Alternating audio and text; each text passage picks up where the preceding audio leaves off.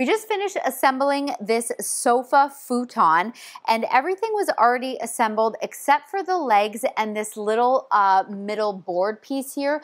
This probably took the longest. We had a bit of an issue trying to find the hole for the screw to go in, but other than that, it was really easy to put together. So this is in the sofa sitting position. So you have these little cushions here on the side. They don't attach to anything, so I mean, it's up to you if you want to use it or not. I feel like it kind of gives you some height here on the side for you to like rest your arm.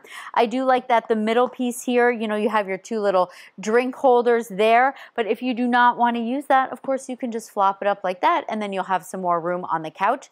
But the best part is it then turns into the futon. So super simple. All you have to do is click it forward and then bring it down.